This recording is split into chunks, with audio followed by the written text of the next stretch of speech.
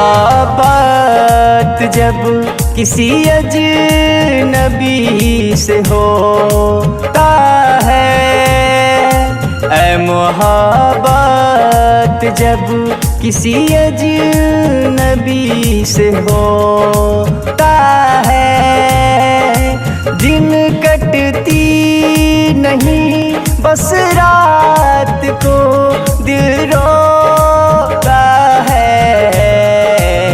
ऐ मोहब्बत जब किसी अजनबी से होता है, ऐ मोहब्बत।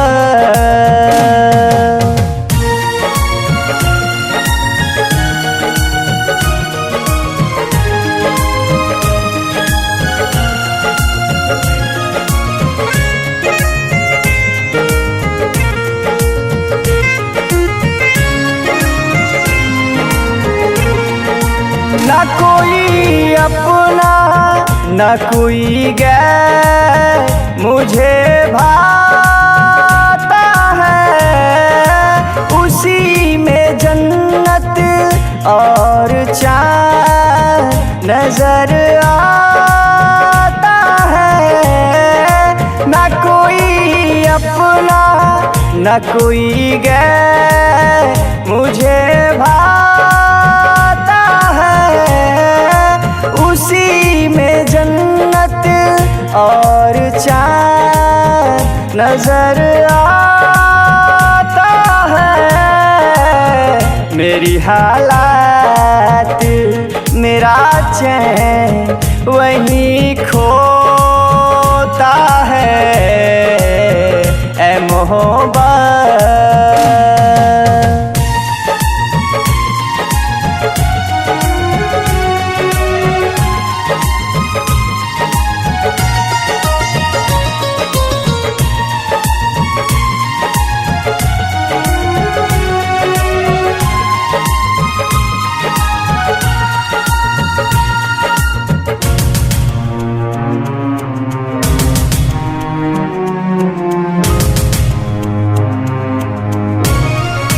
कैसी हालात होगी तेरी जानता नहीं, पर तेरे जैसा ना होंगे ज़माने में कहीं।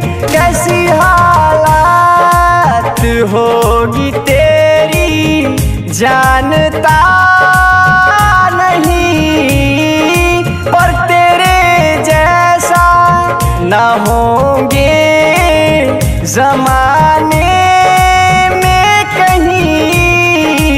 आप पूछ मुझसे मुझे कितना दर्द होता है, ऐ मोहब्बत जब किसी अजनबी से होता है,